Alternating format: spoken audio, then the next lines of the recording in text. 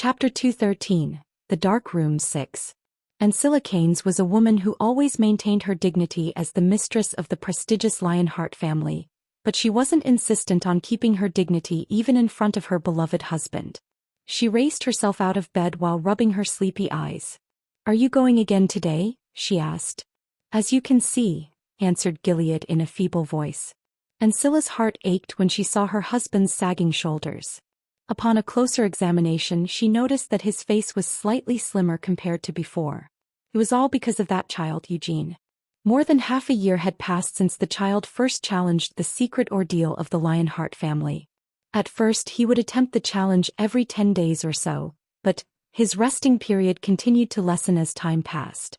The problem was that the ordeal placed a burden not only on Eugene but on Gilead, Guillaume, and Carmen as well. Although Gilead himself had never called it a burden or a challenge from Ancilla's perspective, it was no different from a challenge for Gilead. "I am the Lionheart's mistress, and I also remember when you went through this trial, which is why I haven't said much so far. But that child, Eugene, isn't he taking this too far?" asked Ancilla. "I can't deny that," answered Gilead. He had no choice but to admit it. After tying back his ash-colored hair with a string, he started to wrap bandages around each of his fingers. "But I cannot blame him for his passion. Even I have been inspired by the child's passion." "Gilead, you must have felt it as well, but the child's trial is not entirely for him alone. Guillaume and I, and even Carmen, are reaping benefits from the trial," continued Gilead. "But was it really true?" Ancilla squinted while gazing at her husband's back. After giving a long sigh, she climbed out of bed and fixed his disheveled hair and knot. "I don't think Lady Carmen's in the stage of enjoying this any longer. It wouldn't be strange if Sir Guillaume ran away any time," said Ancilla. "I agree. If I wasn't the family head, I would have fled with Guillaume about a month ago," replied Gilead. "As expected, that child is truly strange. No matter how young he is." "How could he keep this up?" asked Ancilla. It was beyond understanding for Gilead as well. The trial of the Dark Room placed a heavy burden on one's mind. Although dying at the hands of the Phantom didn't actually result in death, the intense and realistic experience was more than enough to cause one to go mad. Gilead had also suffered death about 4 times when he first challenged the Dark Room. It had taken him quite a long time to completely shake off the lingering horror of having his heart pierced, his head decapitated, and his body diced up. But Eugene had already repeated the trial dozens of times. He had advised Eugene to receive counseling or mind cleaning from a priest since the numerous attempts would have placed a heavy burden on his mind, but Eugene had been unwilling. Gilead couldn't help but imagine that Eugene's attempts would have been further separated if Auxiliary Bishop Christina wasn't here, since Eugene would be physically exhausted after every attempt. However, Christina's healing magic was far too wonderful. "I'll be back then." Gilead forced himself out of the room with a wooden sword after barely motivating himself. Of course, it had not been like this from the beginning. Just a few months ago, Eugene had been attempting the trial of the Dark Room every week at the earliest. But since then, his attempts had become far too close for comfort, for Gilead's comfort at least. Eugene was challenging the Dark Room every single day without a break. It wasn't as if Carmen, Gilead, and Guillaume hated training.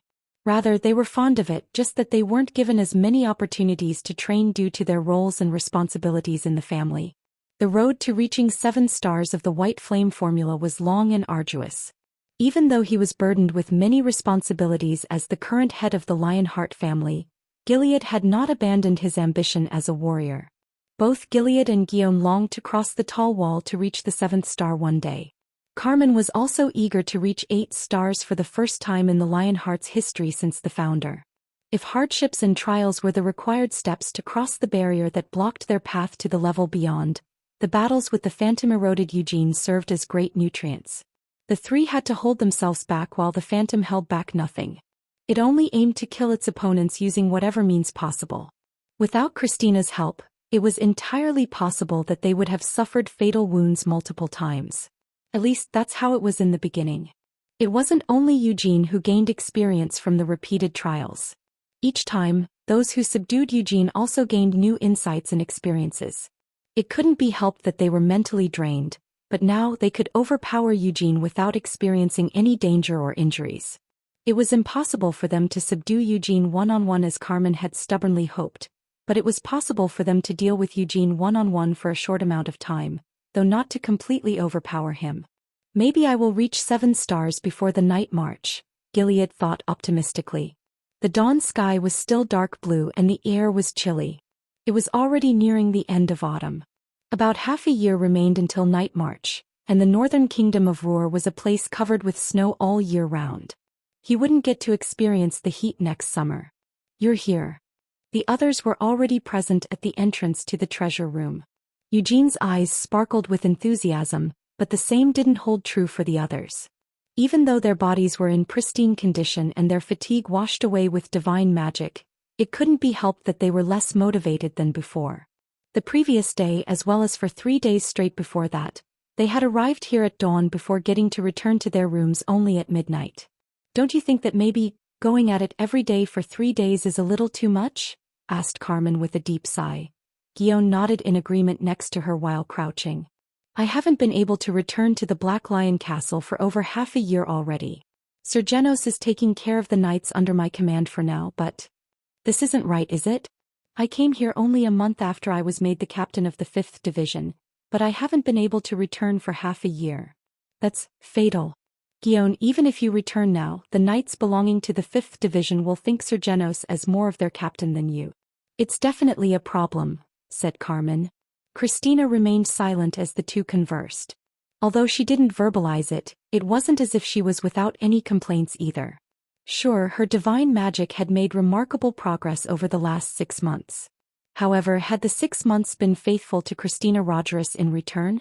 In the end, aren't you just disappointed and sad that you couldn't spend time alone with Hamel, taking care of him and licking his wounds?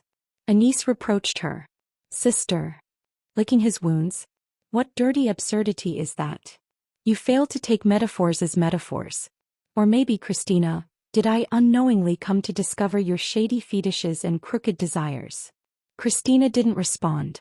In fact, she stopped thinking altogether. No. Come on everyone, don't be so angry, said Eugene. He was well rested and full. His condition was as good as it could be, and so was his motivation. He continued with a cheerful laugh. Today will be the last day. What? I just told you. Today is the last day. I was debating whether to just not call anyone, but it's not a place that I can enter alone, right? Said Eugene. Really? Is today really the last day? Asked Guillaume with a desperate expression. Carmen didn't say anything, but her eyes were glowing with similar emotion. Eugene shrugged while enjoying their reaction. Yes. There was nothing more he could gain in the dark room. He had felt it over the last few days. Even though there was no need for him to die, he allowed the phantom to take his life in order to make sure he wasn't missing even the smallest thing so that he would not leave a trace of regret. Yesterday he became completely certain. The dark room was no longer a challenge for Eugene. He walked the exact same path he came to know over the last 6 months. He started at the portrait of Vermouth located deep in the treasure room. The inexplicable magic began there.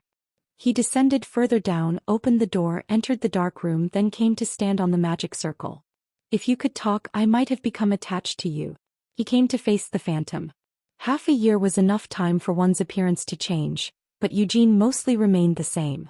His hair was still gray and shaggy, and his eyes were clear and full of motivation despite countless defeats and deaths. He was never given a chance to allow his facial hair any freedom since Mare had made it clear that she didn't want to see even a single stub of hair on his face. The only thing that changed was his height. In the beginning he had to look up at the phantom, but there was no longer any need. The phantom was unchanged. He still looked like a mix of Hamel and Eugene, and he held a sword in his hand.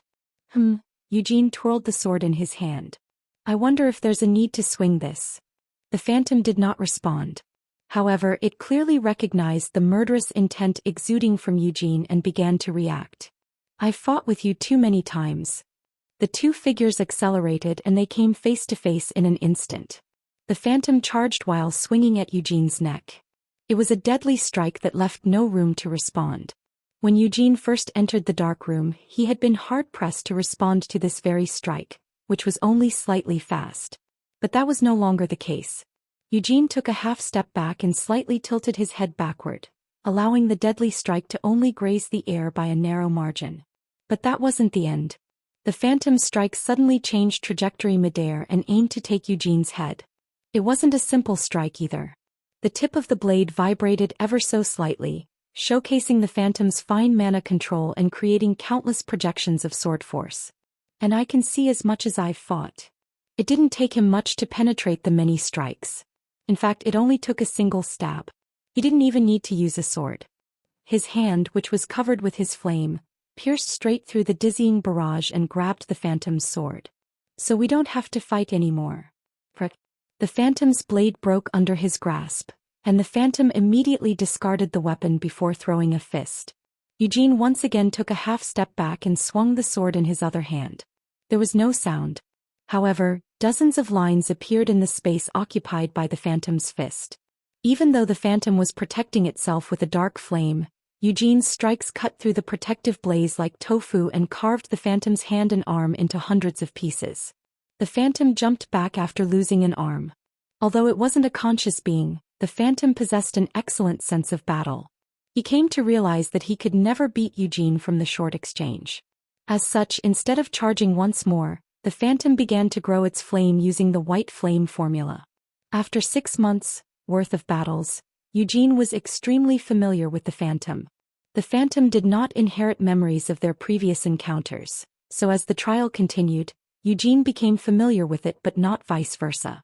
As such, it was inevitable that Eugene would come to win even after suffering a vain loss at the beginning.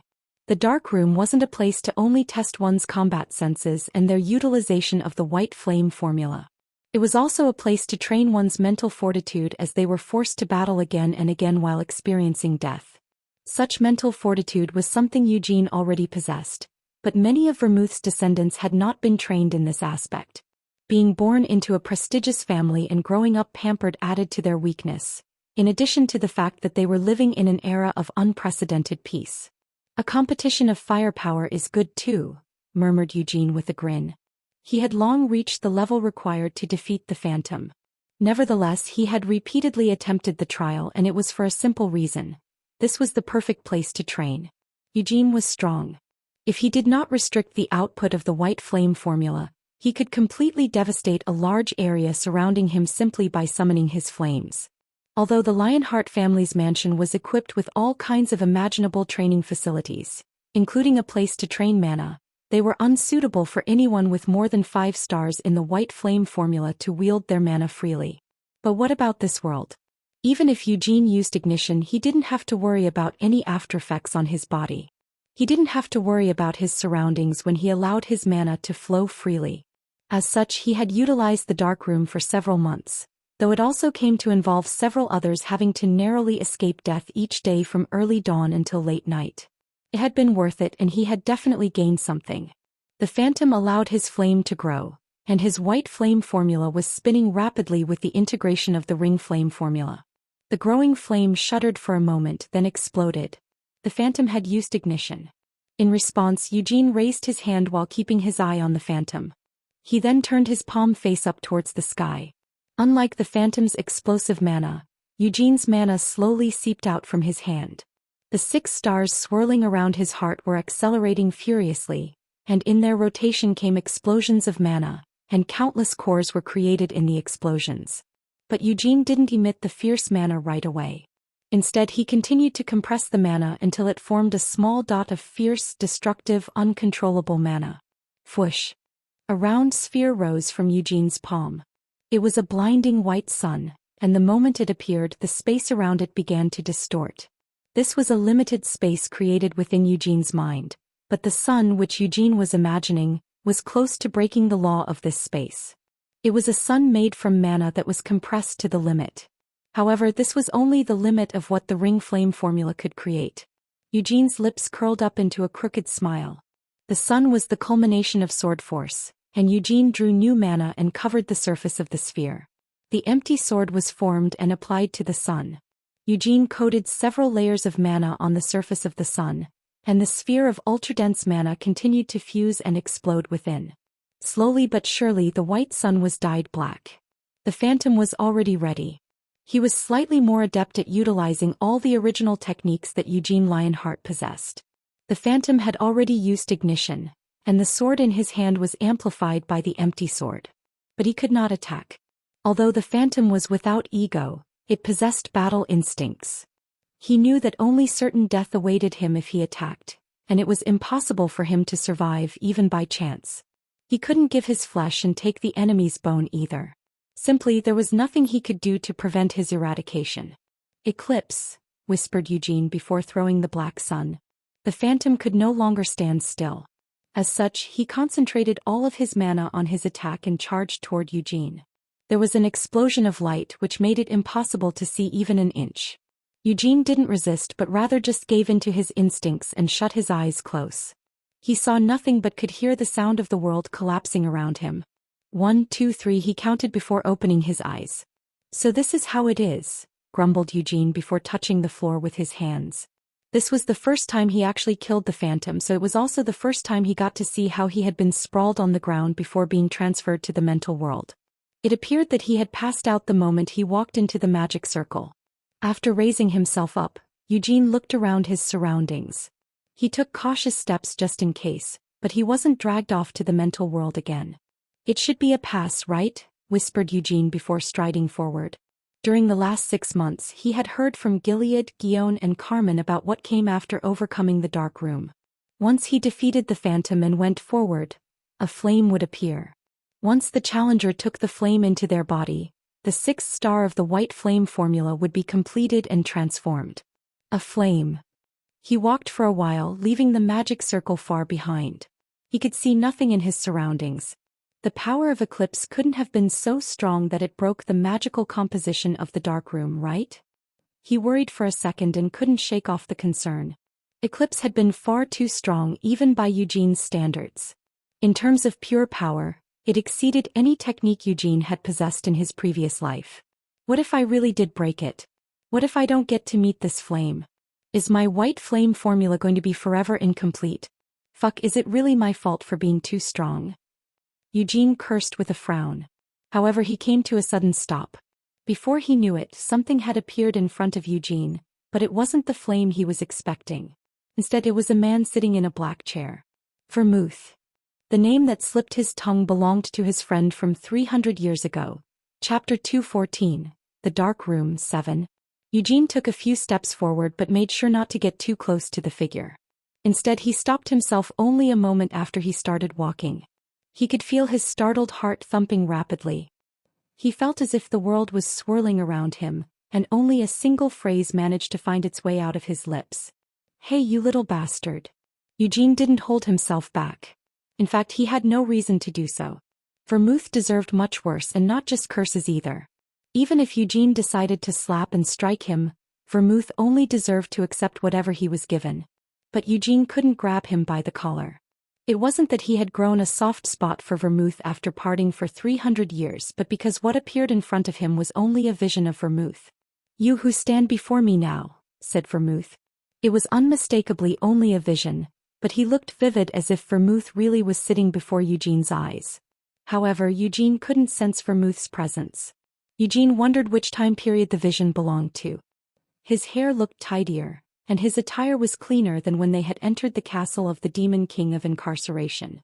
Was it when he became known as the Great Vermouth, or during the time he served as the Grand Duke of Kiel? Or was it after he faked his own death? "Is it you, Hamel?" It was a simple question. Eugene clenched his fists and glared at Vermouth. "It must be so, since this vision won't make an appearance unless it's you. How long has it been?" "It's impossible for me to get it exactly right, but I presume about 300 years would have passed," Vermouth continued. Vermouth had rarely donned a smile since 300 years ago. He wasn't always as apathetic as a wooden doll, but he was expressionless during most situations, just like he was now. Vermouth sat in an upright position, and he looked calm without any other expressions.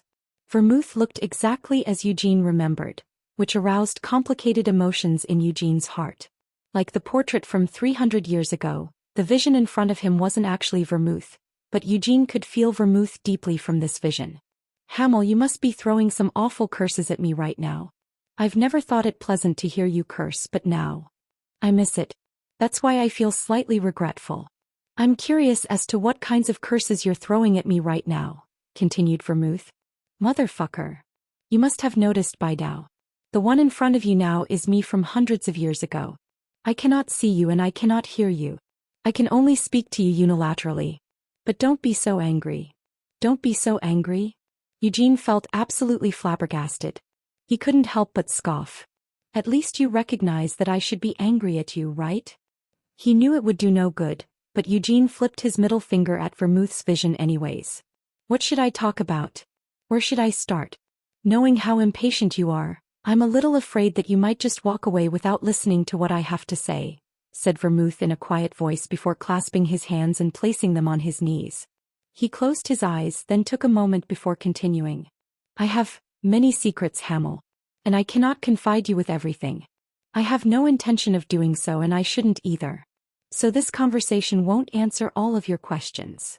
Everyone but you knew how suspicious you were, grumbled Eugene before flopping to the ground. Right. Let's talk about your reincarnation first. Hamel, I'm sure this is the biggest question you have. Shoot, said Eugene while nodding, knowing well that there was actually no need for him to engage. You should not have died in that place, said Vermouth. His answer annoyed Eugene, which caused his eyebrows to wriggle.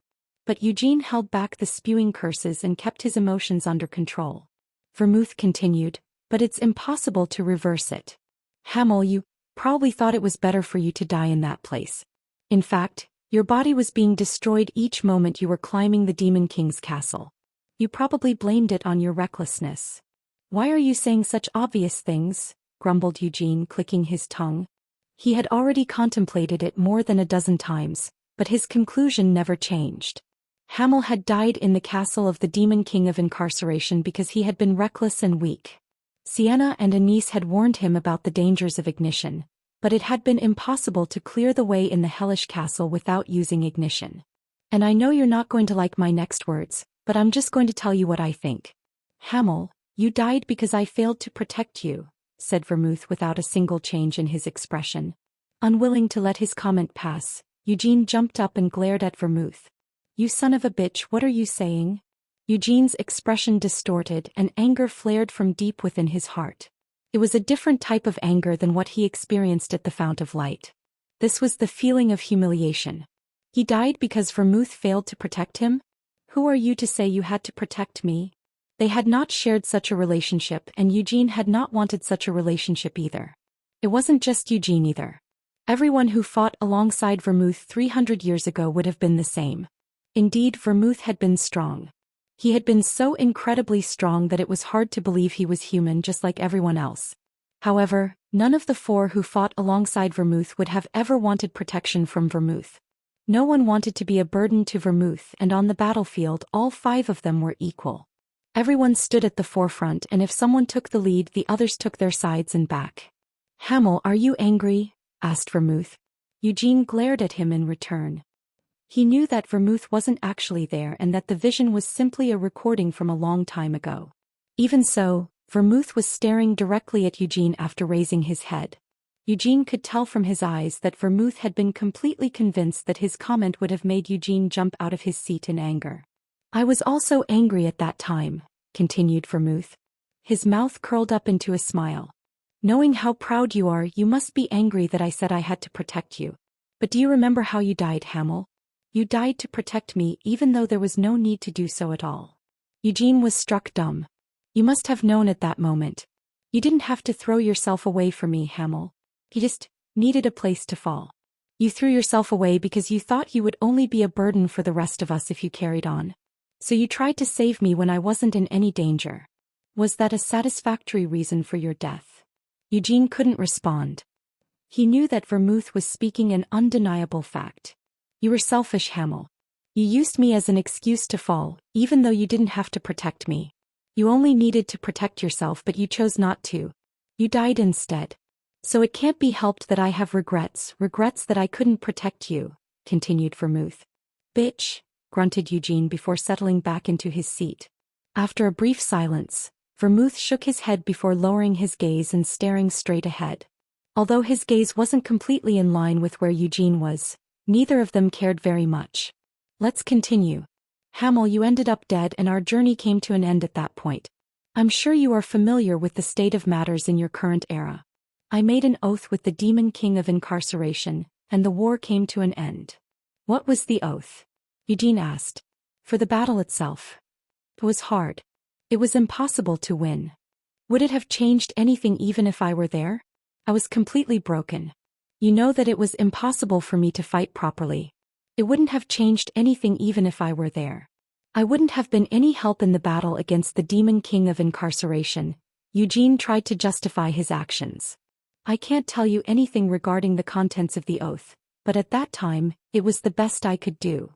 Vermouth paused, then stared into the air with empty eyes before chuckling. If you were there with us, there would have been no need for us to fight the demon king of incarceration after we reached the top. What? Eugene was flabbergasted. That was the most important thing for me. To climb to the top of Babel, the castle of the demon king of incarceration. If we came to face the true body of the demon king of incarceration, that would have done it. It would have significantly changed the contents of the oath as well. What are you saying? Eugene truly couldn't understand. His gaze started to quiver as he stared at Vermouth. He knew who the demon king of incarceration was. The demon king of incarceration was the sound of chains slithering across the ground and the bright crimson eyes peering through the darkness. At least, that's the demon king of incarceration that Eugene knew of since his previous life. Had he ever encountered the demon kings? Yes, several times. The demon king of destruction had struck despair into the hearts of everyone by simply moving across a field from a far distance. He had seen the demon king of incarceration as well. When the five of them first entered Babel, the demon king of incarceration had personally greeted them as the clatter of chains and crimson eyes within a storm of darkness. I will be waiting at the top. Though they had not battled against the demon king of incarceration at the time, Eugene came to realize that the second demon king was on a different level from the demon kings they had faced and killed previously. So what was he talking about? They didn't have to fight against the horrible monster? If all five of them climbed to the top of Babel without dying and came to face the true body of the demon king of incarceration, then that would have been enough? It was impossible to turn back what had already happened, said Vermouth. So I had no choice but to search for a different way. I bought some time with the oath and I received your soul. The necklace containing your soul is still with Sienna, but one day I intend to convince her and get it from her. Convince her? Is that how he defined overturning someone's grave and drilling a hole through Sienna's heart after she came there in shock? Hamel. You are here now, which means everything went according to my plan. You were born as my descendant and learned the white flame formula. You may not be pleased, but I had you reincarnated. I know, you bastard. And I had no option but to make this choice because you are most like the hero out of everyone I know. What are you talking about? The best I could do was to climb the demon king of incarceration's castle, Babel, but you should be able to go further. Hamel, if it's you, you should be able to achieve what I couldn't. Vermouth, you little bitch. Say it in a way I can understand. What? I'm most like the hero out of everyone you know? You crazy little bastard. Have you finally gone mad? You won't want to admit it, but my mind won't change. The fact that you are here now proves that I didn't change my mind, said Vermouth with a faint smile. In the end, I wasn't enough. If you're not good enough, then who? Eugene shouted, no longer able to hold himself back. The only reason they could defeat three of the demon kings, the demon king of carnage, the demon king of cruelty, and the demon king of fury, was that Vermouth had been there. Similarly, the only reason the demon king of incarnation agreed to the oath and stepped down was that Vermouth had been there. That was who Vermouth was, someone who turned an impossible situation into a victory. Someone whose very presence acted as a beacon of light to boost the morale of any allies. He was the shining hero. It was only because he managed to draw the holy sword that the demon kings had been defeated. It was only because he wielded the moonlight sword that the demon kings had been killed. Hamel, you are strong. Eugene could no longer find words to say. Instead, he clutched his chest as Vermouth continued. You were strong in your previous life, but I'm sure you are stronger now. Of course, it should be inevitable. I don't know exactly when you will be reborn to which family, but in order for your reincarnation to be as fast as possible, I had to have as many descendants as possible. To make sure that my descendants don't fight, I created an inviolable rule. Crazy bastard. I don't care if you agree with this or not. But Hamel, just like how you died doing whatever you wanted, I'm going to do whatever I want. Anyways, the families that take my last name will continue to prosper in the future, and the main branch of the family will look down on the other branches from a high place. Although I won't be able to see it happen with my own eyes, I'm certain that's how things will turn out. Vermouth was right. The Lionheart family continued strong for 300 years, and the Black Lion, the watchdog of the family, made sure that the branches of the family did not enter into struggles. The bloodline continuation ceremony, the ley line, and the white flame formula ensured that the collateral lines could not rise up against the main branch of the family. And one day you will be born as one of the countless Lionheart descendants. The body you will come to possess will be incomparably better than the body of your previous life. It's inevitable since I intended for the body to be thoroughly designed for the soul. Eugene Lionheart's body truly was great. It moved exceptionally well even since he was a child before he learned how to use mana. It never broke regardless of how hard Eugene trained. Was that all? The talents Eugene had in his previous life blossomed even more splendidly in his new body. There will be an enormous difference between what you were given in your previous life and what you have now, Hamel. You will definitely stand out in the bloodline continuation ceremony, and it's possible that my descendants will envy you. Even so, I'm certain that you will rise to the challenge. In fact, that's probably how you are here in this place. Eugene was speechless. How old are you now? The white flame formula might be tricky to learn, but with your talents, you shouldn't be over your mid-20s at the most.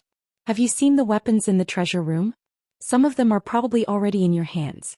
But the holy sword? To be honest, I'm not sure. Would you have been recognized by the light? Vermouth chuckled. You might be disappointed that the moonlight sword is not in the treasure room. But it's simply too dangerous. It's dangerous in many ways. That's true. It's an ignorant, strong, horrible weapon, Eugene sympathized. I intend to destroy the moonlight sword and rid the world of its existence. However, I probably will fail. This sword isn't something you can destroy just because you want to. If I can manage this sword somehow and arrange it for you and Hamel if you have a lingering attachment to the moonlight sword. Vermouth drew his hand across the air, and a few shining letters appeared in the air. It was a unique formulation of magic. I've made your grave somewhere underground in the Kazaton Desert in Nahama. If you draw a spell according to this formula, you should be able to locate your grave. It might be that you can't use magic, but if that's the case, take this opportunity to learn it. Sienna recently established a new branch of magic in Arath. With your talent, it shouldn't be too difficult. I already learned it, Eugene muttered. Of course, the moonlight sword might not be there even if you visit your tomb. But don't be too disappointed. If the moonlight sword is there and I still have the moonlight sword, then it would mean I couldn't destroy it. Still, I hope you don't laugh at me since I'm sure I've succeeded in getting it under control somehow. Vermouth raised himself out of his chair. Hamel, I don't think you would be convinced by the reason I had you reincarnated. However, I am convinced. I'm convinced you will be able to do what I couldn't. What can I say? I've already fucking reincarnated. And even if I want to complain, you're not here, Vermouth. I can't force you to live your life a certain way after you reincarnate. Perhaps you've changed. Maybe your hatred towards the demon folks and the demon kings has faded. Maybe you no longer have the thought of saving the world like before. But you know me. However, I don't think that will be the case. Hamel, you're not one to be like that. Regardless of who you are reborn as long as you keep the memories of your life as Hamel, there's no way your convictions from your past life will change. Eugene laughed instead of answering. So you will come to resent me. You might feel like I betrayed you. I'm not that narrow-minded. Hamel, if you are the same as before and want to rid the world of demon folks and demon kings, if you want to save the world. Vermouth paused, then closed his eyes. Don't fight with the demon king of destruction. Keep away from him. I'm sure you know since you saw it too, but it's bizarre. It's not an existence you can fight. Eugene had seen the demon king of destruction moving from afar. But both then and now he couldn't say for sure what exactly he had seen. Something had been moving across the vast plain, and if what he saw wasn't destruction, then what in the world was qualified to be called so? If what he saw had not been the strongest demon king, then what else could be called the demon king? Such thoughts convinced him that what he had seen then had been the demon king of destruction. No one who had been there with him talked about fighting against the demon king of destruction. The best they could do was to hold on to their quivering bodies and hold themselves together. But the demon king of destruction must die one day, Eugene whispered. Vermouth didn't hear Eugene's answer. But one day the demon king of destruction must be slain. Even so, he gave the same answer as Eugene. Before that, try to reach the top of Babel. Vermouth opened his eyes. Just as I did, stand before the demon king of incarceration and meet with his true body. The demon king of incarceration will not let you climb Babel in peace, since that's the kind of being he is. Of course I have to climb Babel. I've never been up there in any case, Eugene declared. What will happen after that are things you will have to experience yourself. Vermouth did not sit back again. Instead, he stood in place for a moment while caressing the armrest of his chair. After a moment, he murmured with a bitter smile, "This is it." He looked straight ahead at Eugene. "It has to be you." 300 years ago, Vermouth had found and chosen Eugene as his colleague despite the disapproval of his comrades. "Has to be you." He had reached out his hand to Hamel while speaking these very words. He spoke the same words once again while reaching forward. "I miss saying this too," muttered Vermouth before lowering his outstretched hand. However, before his hand fell completely, Eugene reached out with his own hand while clicking his tongue. Eugene's hand passed straight through the air, but that was still enough for Eugene. "That's still bullshit," grumbled Eugene. Chapter 215, The Dark Room 8. The image of Vermouth started to tremble, but it didn't immediately disappear. Rather, the image of the human named Vermouth Lionheart from 300 years ago scattered as particles, and as the particles dispersed, they transformed into myriad sparks. Eugene's hand slowly fell. He did not speak parting words to Vermouth's image as it disappeared. He knew it wouldn't reach Vermouth anyways. Eugene knew that most people would know Hamel as being unruly, but in his opinion Vermouth was unrulier than anyone else. "The biggest difference between you and me is that whatever you do will always be packaged in a way that seems plausible," grumbled Eugene. He was so accustomed to hearing things like, "There must be a reason, after all it's Vermouth," or "There must be a reason, it was probably inevitable," every time Vermouth did anything. But when Hamel designed a meticulous plan and put it into action, he was greeted with comments like, "Hey you crazy bastard. Why are you going ballistic again? Hamel, what is it that you want to do?" As expected from Hamel. At least that's how it was in the past. Eugene chuckled while reminiscing about his past, his hands outstretched toward the fluttering sparks. Of course, Vermouth would have a reason for doing what he was doing. But this time around he hadn't informed anyone in advance and acted of his own accord, and Eugene, or rather Hamel, got caught up in it. But Eugene did not resent him. For now. Hamel believed in Vermouth. Although Eugene didn't know why it had to be him or why Vermouth had done such a thing, he still trusted Vermouth. His comrade's words were spreading deep within his heart. The words fluttered through his veins, spreading sentiment and etching deep into his mind. "Hamel, if you want to kill all the demon folks and the demon kings, if you want to save the world." Vermouth had planned Hamel's reincarnation for the purpose of killing the demon folks and the demon kings, which they had failed to achieve 300 years ago. Vermouth had planned everything to finally allow everyone's wishes from 300 years ago to come to fruition. For that alone, Eugene could forgive Vermouth for having him reincarnated. The Vermouth I just saw is from before he punctured a hole in Sienna's heart. It just made it harder for Eugene to harbor any resentment against him. Even Sienna herself had asked him not to hold it against Vermouth. Vermouth was still hiding many secrets. He never revealed everything about himself, always saying that he couldn't, that he had no choice. He had always looked lonely. He had laughed a few times during Eugene's interaction with him just now, but his smiles were much drier than what Eugene remembered. The whirling sparks finally settled down, and only a blazing flame remained in place of Vermouth's vision. Eugene stared at the flame without becoming flustered. The flame didn't look special in terms of appearance. It was white, just like any flame created with the white flame formula. Eugene couldn't feel any actual heat emanating from it either. It was a flame created from pure mana. Eugene slowly stretched out his hand toward the flame. He wondered if he was supposed to evoke the white flame formula in response, but the flame moved before he could act on his thoughts. The flame surged and wrapped around Eugene's hand in one swift motion. There was no way it could be hot, but Eugene felt heat coming from the flame as it wound around his hand. However, the fire did not burn his clothes or his skin. Instead, the heat slowly permeated into his body. The flame entered through his fingertips, then flowed through his vessels and heated his bones and caused his mana to boil. Eugene's lips arced up into a smile. He immediately closed his eyes and sat down on the spot, focusing on the flame rampaging inside his body. The 6 stars hovering around his heart accelerated at Eugene's will, and the ring flame formula amplified his mana while holding it in place and preventing it from leaking out. As he concentrated, the lightning flame residing in his body also responded to the ring flame formula. While staying at the main house, Eugene had trained the white flame formula in the root cave of the world tree located at the bottom of the lake. Each time, the spirits of the world tree approached Eugene as he trained, but instead of trying to force them into obedience, Eugene approached the spirits while hoping for harmony and rapport. In the end, his efforts had paid off. The lightning flame imbued within Eugene's mana was a result of a meeting between his mana and a spirit of the world tree. Like the primal spirits and spirits of the world tree, it did not possess an ego, but it was also impossible to train or raise it at Eugene's will since it was fundamentally a spirit. However, while training at the root of the world tree, Eugene succeeded in fusing the spirits of the world tree with the lightning flame while training the white flame formula. But this resulted in another problem. Dealing with the bigger lightning flame proved difficult.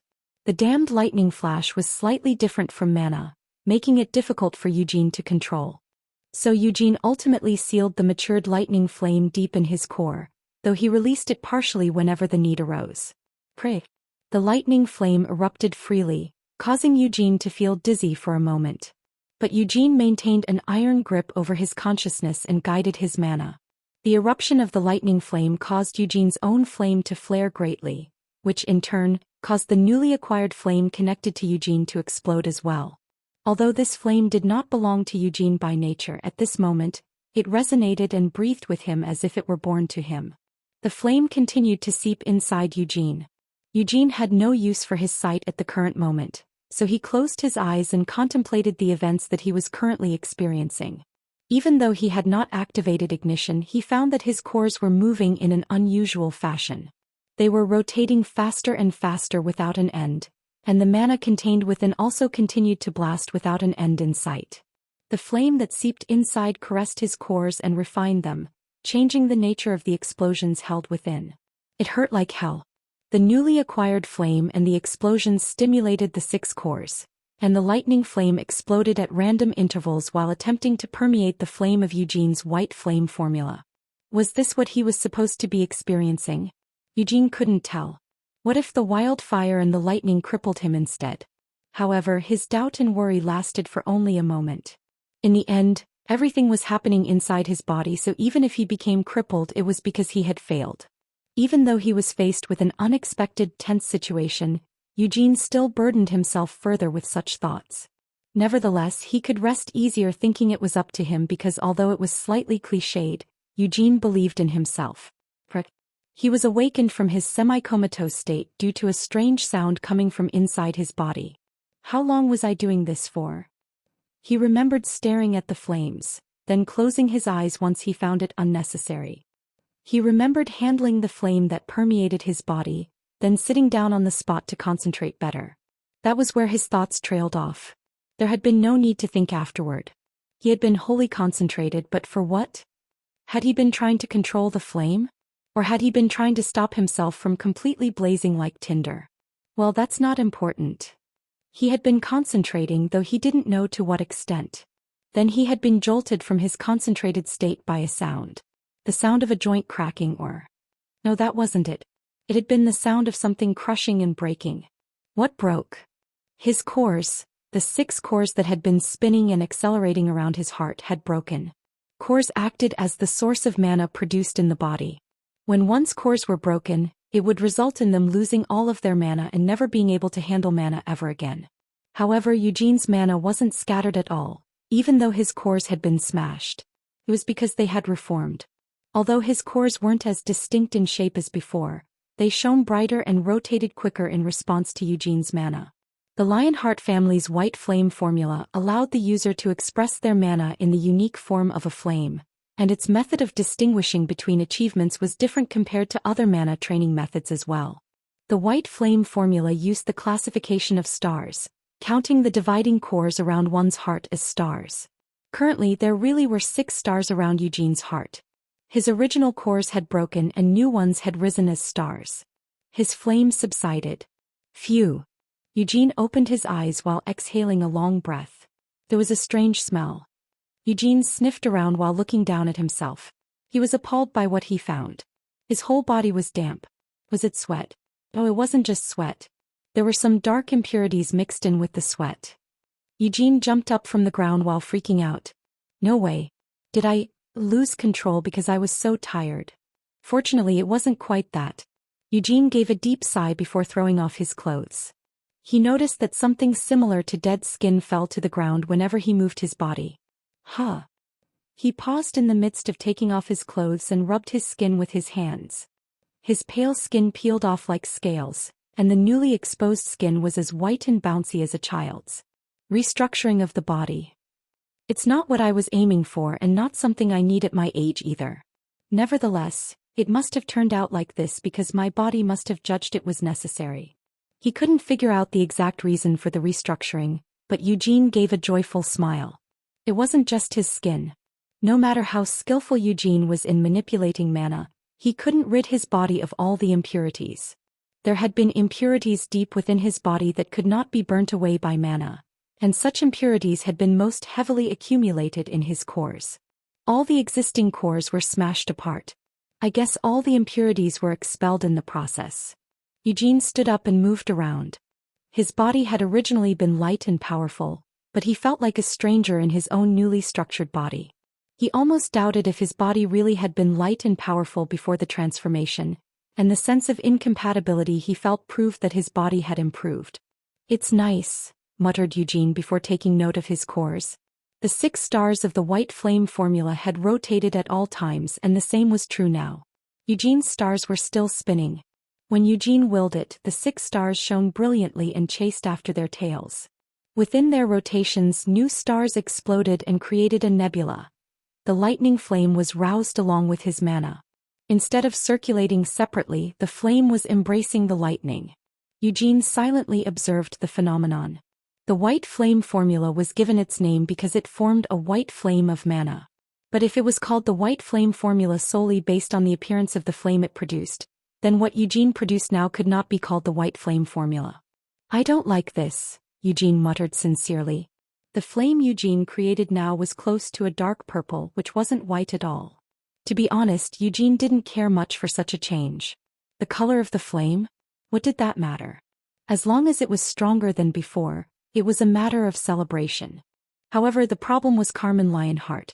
She would definitely get excited when she saw the unique color Eugene's flame produced. Perhaps she would even give a terrible nickname to Eugene's purple flame and even attempt to change the name from the white flame formula. It's purple, so is she going to call it the purple flame formula? No. I don't like that. Eugene shuddered as he finished undressing. The smell was too pungent, so he decided to clean his clothes with magic before going out. After cleaning his clothes and putting them on, Eugene looked around for the last time. Of course, there was no trace of the flame after it was completely absorbed by Eugene. He could not see Vermouth's vision anywhere either. Goodbye. He had not planned to say such a thing, but it just came out of his mouth. It was a farewell to Vermouth's vision, who would have been waiting for Hamel for 300 years, even though it had been pre-recorded and not sentient. Eugene remembered Vermouth's dry smile. Eugene turned around with a grin. It's a place that hosted me for half a year after all. He crossed the magic circle and saw the door located not too far away. How long had it been? It felt as if it had been quite a while, and judging from how hungry he felt, it seemed as if a whole day had passed. I feel kind of sorry. Everyone's waiting for me to come out at the entrance to the dark room. He had been feeling under pressure from Ancilla's gaze lately. He had heard from Sion that since there was only half a year left until the night march, Gilead, the head, would need to depart for the Black Lion Castle with the elites of the White Lion Knights. It was so that they could hold joint training with the Black Lion Knights to prepare for the night march. Ancilla seemed to understand, but she also seemed depressed about the thought of being separated from her husband. Therefore, it was obvious that she would want to spend as much time as possible while her husband was still here. But Gilead was being dragged down to the dark room almost every day because of Eugene. Mother might try to poison you, Sion had stated in a matter-of-fact voice. Of course, Eugene wouldn't die from just any poison.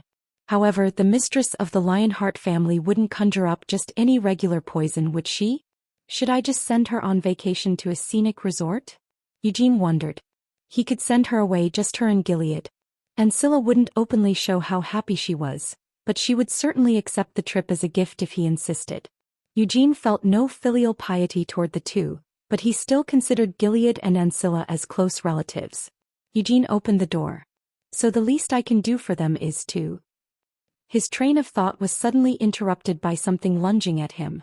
It was Carmen Lionheart throwing her fist at Eugene's face without any hesitation. It wasn't just her either. Gilead and Guillaume came at Eugene from both sides, seeking to completely subdue him. The three were bound to be skillful and in sync. After all, they had been working together repeatedly to overpower him for the last half a year. There was a simple reason why they attacked immediately.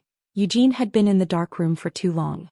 Eugene had mistakenly thought it to be a day, but in fact, 3 days had already passed since he entered the darkroom. The three had taken turns guarding the entrance for the past 3 days. The physical and mental burdens weren't significant, but they had been worried about Eugene. After confidently declaring his intent to overcome the darkroom, he had not come out for 3 days, so they couldn't help but think something had gone wrong. However, it had been impossible for them to check since only one person could enter the darkroom at a time. But the door had opened suddenly, and the three judged that it would be better to suppress rather than try to gauge the situation. It was unprecedented for anyone to stay in the darkroom for 3 days, so it was reasonable to think that Eugene would rampage.